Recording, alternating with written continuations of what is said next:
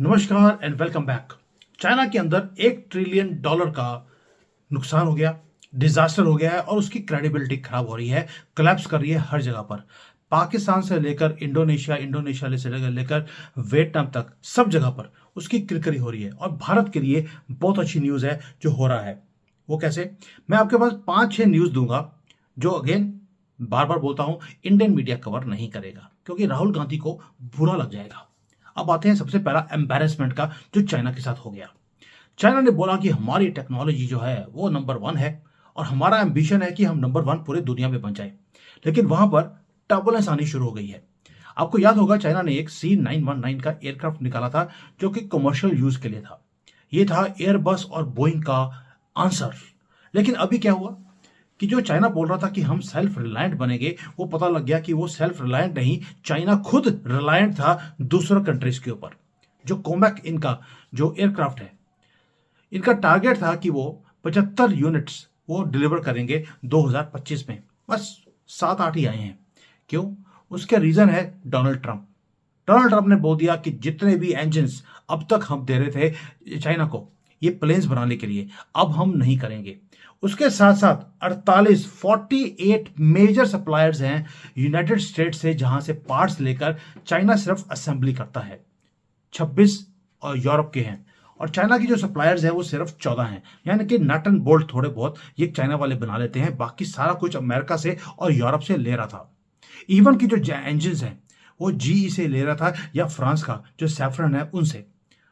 Trump ने क्या बोला? भाई हम सस्पेंड करते हैं सारे के सारे एक्सपोर्ट लाइसेंसेस को, ना कोई इंजन जाएगा ना कोई पार्ट्स जाएगा चाइना के पास। और हुआ क्या? जो मेड इन चाइना का इतना बड़ा सपना था कि हम अपना प्लेन बनाएंगे, वो चला गया डाउन, यानी कि क्रैश लैंड हुआ है। ये जो स्ट्रेटेजिक रियलिटी है ये चाइना को दिखती है अभी। क्यों? जियोपॉलिटिकल आयरनी देखिए। चाइना हर रोज थ्रेटन करता है ताइवान को कि हम आपके ऊपर मिलिट्री एक्शन करेंगे और आपको टेक ओवर कर लेंगे। ओ भाई, प्लेन तो तुम बना नहीं पा रहे हो। जो अपनी एयरलाइंस थी, जो इनकी चाइना की, जो डिपेंडेंट थी अपने ही प्लेन के ऊपर, अब वो इंजन के बिना उड़ नहीं सकते। और यही बीजिंग क्या बोलता है कि हम टेक्नोलॉजिकली नंबर 1 है, हम ताइवान को ले लेंगे। इंजन आज भी वो अमेरिका से और यूरोप से ले रहे हैं। और ये जो कमर्शियल एयरक्राफ्ट के ऊपर इतना इन्होंने ट्रिलियंस ऑफ डॉलर का इन्होंने स्पेंड किया और बिलियंस ऑफ डॉलर्स प्रोपेगेंडा के ऊपर इन्होंने स्पेंड कर दिए कि देखिए हमने बोइंग और एयरबस को खत्म कर दिया है। रियलिटी क्या है? रियलिटी ये है कि जो चाइना की अपनी एयरलाइंस है उनके पास आज प्लेन्स ही नहीं है। कोई इंटरनेशनल ऑर्डर देने की जरूरत नहीं थी, कोई ग्लोबल सर्टिफिकेशन देने की जरूरत नहीं थी, कोई कंपटीशन को इन्होंने बीटअप नहीं किया है, ना बोइंग को ना एयरबस को। अपने ही प्लेन उड़ाने में ये नाकामयाब हुए। पहली बात तो ये हो गया कि आपको मैंने प्लेन्स का बता दिया कि यहां पर इनकी अपनी प्लानिंग जीरो हो गई है, सारी इन्वेस्टमेंट जीरो है। दूसरा, इन्होंने कहा कि हम BRI, ये 5 में से दूसरी न्यूज है कि जो बेल्ट एंड रोड इनिशिएटिव है, इससे हम दुनिया के अंदर चाइना का दबदबा क्रिएट कर लेंगे। यहां पर भी प्रोपेगेंडा किया गया।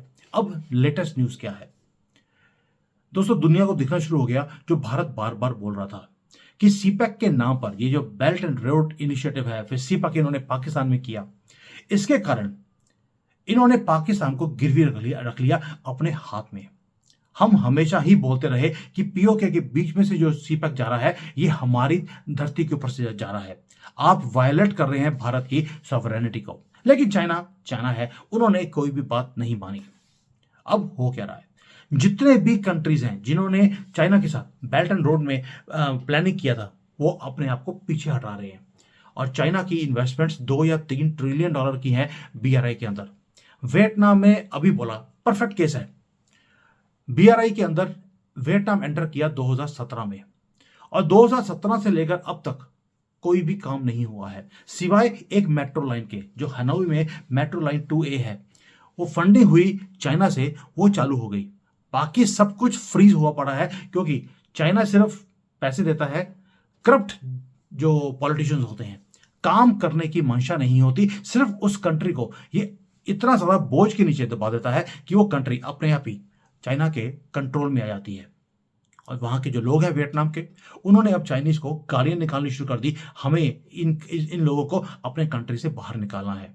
और यही पैटर्न हमने श्रीलंका में देखा, जब हम्बनटोटा जो पोर्ट है उसके अंदर भी इन्वेस्टमेंट किया, उस पोर्ट को ये अपने कब्जे में कर लिया। इंडोनेशिया के अंदर भी इन्होंने हाई स्पीड रेलवे ट्रेन बनाई। अब हुआ क्या है, वो high speed train time bomb की तरह पड़ गई है इंडोनेशिया के गले में।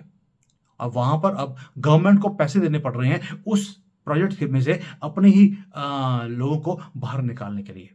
यानी कि कंट्रीज को अब पता लग गया कि बीजिंग ऑफर करता है लोन को, लेकिन उसके साथ हिडन कॉस्ट इतनी ज्यादा होती है कि आप उस प्रोजेक्ट्स को प्रॉफिटेबली चला सकते नहीं। अब आते हैं भारत का स्ट्रेटेजिक पोजीशनिंग। भारत ने क्या किया और ये भारत के लिए ये एक मोमेंट क्यों है और मैटर क्यों करता है। चाइना बीआरआई के कारण दूसरे कंट्रीज में जाता है, वहां पर पहले तो लोन ज्यादा देता है और क्वालिटी पुअर होती है। उसके बाद जब कंपैरिजन करें भारत के साथ, भारत ने बोला हम भी अपना बीआरआई बनाएंगे, लेकिन आईमैक जहां पर इंडिया मिडल ईस्ट यूरोप का हमने कॉरिडोर बना दिया। ब्रिलियंट मूव है, दिखती है, लेकिन डिफरेंस क्या है चाइना के हमारे अंदर। पहली बात यह है हमारा जो सिस्टम है वो ट्रांसपेरेंट है। दूसरा, हमने मल्टीलेटरल हमने ऑल्टरनेट्स निकाले, कंट्रीज को साथ में जोड़ा और उनको बोला ट्रांसपेरेंट सिस्टम है। हम ये नहीं चाहते कि आपके कंट्री को कंट्रोल कर लें, नॉट एट ऑल। ना ही कोई 8% 9% के इंटरेस्ट के ऊपर हमने लोन दिया है, पार्टनरशिप किया है। चाइना की जो ड्रीम्स हैं कि सारे कंट्रीज को अपने कब्जे में कर लूं, हमारा ऐसा कोई मकसद ही नहीं है।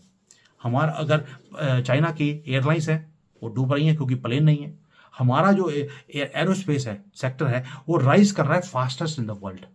डोमेस्टिक हमारा डिफेंस मैन्युफैक्चरिंग है वो एक्सेलरेट कर रही है। तेजस का जो फाइटर जेट है प्रोग्राम है वो एडवांस कर रहा है। और हमने बीआरआई को ना ज्वाइन करके, ये तो शुक्र करो 2014 में हमारी ये नेशनलिस्ट गवर्नमेंट आ गई। कांग्रेस ने तो बोल दिया था कि बीआरआई को जब हम हाथ जोड़ लेंगे नहीं तो पाकिस्तान हमारे से आगे निकल जाएगा, ये बोलकर ये बीआरआई को ज्वाइन करना चाहते थे। लेकिन आज दिखता है कि मोदी जी की जो विजडम थी, स्ट्रेटेजिक विजडम, वो काम आई, ना कि कांग्रेस की बेवकूफियां। अब आते हैं कि जो रियलिटी है, रियलिटी डेट ट्रैप की क्या है। 54 डेवलपिंग कंट्रीज हैं जो आज चाइना के लोन के नीचे दब के बैठ गई हैं। डेट की रीपेमेंट वो कर नहीं पा रहे। और हो क्या रहा है, आहिस्ता आहिस्ता ये कंट्रीज चाइना के चंगुल में ऐसे फंस गई हैं, अब उन्हें चाइना की भाषा बोलनी पड़ती है। पाकिस्तान, श्रीलंका आपके सामने है, उन्होंने लेसन्स को लर्न किया बड़े हार्ड वे में। मलेशिया, वियतनाम, केन्या, कंबोडिया, ये सारे लोग वो हैं, ये वो कंट्रीज हैं जिन्होंने बोल दिया कि चाइना ने इन प्रोजेक्ट्स को लिया था करप्शन के कारण। और ये सारे जो प्रोजेक्ट्स हैं ये बीआरआई के साथ इन्वॉल्व थे। इवन सर्बिया के अंदर जो रशिया के साथ कंट्री लगती है, उन्होंने बोल दिया कि भाई हमने प्रोजेक्ट तो किया था चाइना के साथ रेलवे लाइन लगाने का, लेकिन वहां पर एक्सीडेंट्स हो रहे हैं और लोग मारे जा रहे हैं।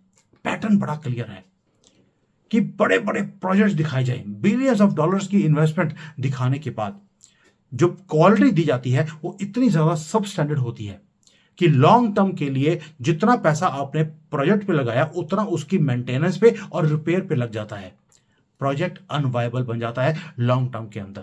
तो शॉर्ट टर्म में चाइना सस्ता देता है, लेकिन लॉन्ग टर्म में वो आप सस्टेन नहीं कर सकते। ऊपर से अमेरिका आ गया, अमेरिका में डोनाल्ड ट्रंप आ गए। उन्होंने क्या बोल दिया कि जितने भी हाईटेक चीजें हैं जो चाइना को एक्सपोर्ट की जाती हैं उसको बंद कर दो, फ्रीज कर दो। यानी कि अमेरिका ने मिलिट्री कन्फ्रंटेशन करनी बंद कर दी दूसरे कंट्रीज के अंदर, बस सप्लाई चेन को लीवरेज की तरह यूज किया है चाइना के खिलाफ। और चाइना आपको मालूम है कुछ भी प्रोड्यूस नहीं कर सकता, ना उनके पास एडवांस्ड सेमीकंडक्टर हैं आज की डेट में, ना उनके पास जेट इंजन्स हैं, ना उनके पास टेक्नोलॉजिकल सेल्फ सफिशिएंसी है जो चाइना बोलता है कि हमें चाहिए। बस डिपेंडेंट है मैसिव सब्सिडीज के ऊपर। कोमेक का फेलियर, बीआरआई का फेलियर, ये आपको बताता है कि चाइना कितने वॉलेटाइल एनवायरनमेंट के अंदर घुस चुका है। सप्लाई चेन्स वनरेबल हैं और एक्सपोर्ट्स बंद हैं। और आज जितने भी C91 जो इनका कोमेक कमर्शियल एयरक्राफ्ट है जो उड़ रहे हैं, उसके कंपोनेंट सारे के सारे वो आते हैं अमेरिका से, और बीजिंग उसको रिप्लेस नहीं कर सकता। ये वनरेबिलिटी है चाइना की जो आपको पता होनी चाहिए। ये ऑटोनॉमी नहीं है। मोदी जी क्या कर रहे हैं, वी आर सेइंग कि अगर हम जीई का इंजन लेंगे तो वो भारत में बना होना चाहिए। सैफरान का इंजन है तो टेक्नोलॉजी ट्रांसफर चाहिए, वरना हम नहीं लेंगे। डिले होता है, होने दीजिए। चाइना ने गलती क्या करी, उन्होंने प्लेन दिखाकर अपना प्लेन निकाल दिया, डिपेंडेंसी रखी हमेशा ही अमेरिकन और ब्रिटिश कंपनीज के ऊपर। आज वही उसके गले का फांसी का फंदा बन गया है। अब उसके साथ एक और काम भी हो रहा है। जब इन्होंने दूसरे कंट्रीज को अपने कंट्रोल में करने की कोशिश करी, तो जितने भी कंट्रीज हैं, जैसे स्पेशली एशिया के अंदर, उन्होंने आहिस्ता आहिस्ता चाइना के ऊपर डिपेंडेंसी को कम करना शुरू कर दिया। इकोनॉमिक टाइम्स को, रिलेशनशिप्स को वो बंद नहीं कर रहे चाइना के साथ, बस डाइवर्ट कर रहे हैं पार्टनरशिप को। बेटर टर्म्स वो मांग रहे हैं, ऑल्टरनेट्स वो ढूंढ रहे हैं। वियतनाम है, मैं एग्जांपल देता हूं। अब वियतनाम है, उन्होंने अपनी मिलिट्री हार्डवेयर के लिए उन्होंने चाइना की तरफ देखने की बजाय भारत की तरफ उन्होंने देखना शुरू कर दिया। साथ में उन्होंने 3 वर्ड यूज कर दिए, हमें सस्टेनेबल, इफेक्टिव कंप्लायंसेस चाहिए इंटरनेशनल लॉ के हिसाब से। ट्रांसलेशन बड़ा सिंपल है कि चाइना को अब इंटरनेशनल लॉ फॉलो करना पड़ेगा। क्यों बोल रहे हैं? क्योंकि भारत की पॉलिसी थी लुक ईस्ट की, और लुक ईस्ट में हमने इन सारे कंट्रीज को हमने टेक्नोलॉजी शेयर करनी शुरू कर दी। टेक्नोलॉजी शेयर करने का मतलब है हम उनको बोल रहे हैं यू आर अवर पार्टनर, आइए मिलकर डेवलप करते हैं। क्वाड है तो उसके अंदर भी हमने एक नया पर्पस शुरू कर दिया। यहां तक कि आसियान जो कंट्रीज हैं उसके अंदर भी चाइना की जो दबदबा था उसको हम कम करते जा रहे हैं। इसके ऊपर डिटेल में हम लोग इन्वेस्टिगेट कर रहे हैं कि आसियान में कौन कौन सी कंट्रीज हैं जिनको मोदी जी ने अपने पाले में किया और पिछले 4-5 साल में कैसा काम किया है कि आसियान की कंट्रीज अब चाइना के ऊपर रिलाई नहीं करना चाहती। यानी कि एक तरफ तो चाइना का प्रोपेगेंडा है, दूसरी तरफ भारत का रियलिटी है जो अब दिखा रहे हैं लोगों को। उसके कारण एक कंपैरिजन बनता जा रहा है। डोमेस्टिकली चाइना के अंदर, मैं खुद चाइना में रहता हूं, यहां की जो स्टेट मीडिया है वो हर रोज जो टीवी के ऊपर एक ही चीज दिखाती है कि कितना टेक्नोलॉजिकली हम आगे चले गए हैं।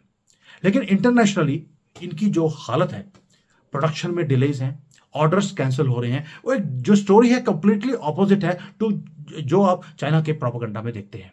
यानी कि नरेशन वॉर में रियलिटी वर्सेस रील में जमीन आसमान का फर्क है।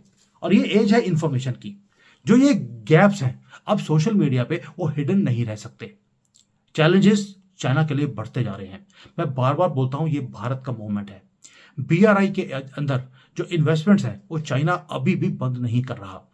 पैसे नहीं है इनके पास, बुरी हालत है इकोनॉमी की। उसके बाद भी $60 बिलियन उन्होंने 2025 में बीआरआई में लगा दिए और कंट्रीज को अपने कंट्रोल में कर लिया। लेकिन कौन से कंट्रीज हैं ये? अब ये इंटरेस्टिंग है। ईरान के अंदर बीआरआई के अंदर इन्वेस्टमेंट किया ताकि उसके बदले में ये ऑयल और गैस वहां से ले लें। अब चाइना ने अपनी बीआरआई की जो इन्वेस्टमेंट्स है उसको स्ट्रैटेजी को भी थोड़ा सा चेंज कर दिया है। पहला ये इन्वेस्टमेंट्स करते थे इंफ्रास्ट्रक्चर क्रिएट करने के लिए, अब ये इन्वेस्टमेंट कर रहे हैं कि वहां से हम साथ में पैरेलली क्या चीज वहां से निकाल सकते हैं। चाइना ने पाकिस्तान को भी बोला था कि आपके पास जो रेयर अर्थ के एलिमेंट्स हैं वो हम ले जाएंगे, लेकिन पाकिस्तान ने धोखा दिया, अल्लाह की झूठी कसम खाकर एज ऑलवेज, और वो अमेरिका के पाले में जाना चला गया। तो चाइना की जो जितनी भी पॉलिसी थी यहां पर अपने सॉफ्ट पावर को यूज करके वो कंट्रीज को अपने कंट्रोल में करने की कोशिश करता था विदाउट पार्टनरशिप। ये सिर्फ जैसे ब्रिटिशर्स पहले करते थे कॉलोनाइजेशन का काम, वही चाइना ने करने की कोशिश करी। और सब जगह पे अब friends are living them, enemies were always enemies. और जो इसका दबदबा था, जो ट्रिलियंस ऑफ डॉलर्स इन्वेस्ट करने के बाद कि मैं सारे कंट्रीज को अपने ऊपर कंट्रोल कर लूंगा, खुद प्लेन बनाऊंगा, अपने प्लेन बेचूंगा ताकि बोइंग और एयरबस को मैं बंद करवा दूं। आज चाइना की अपनी इंडस्ट्रीज बंद हो रही हैं।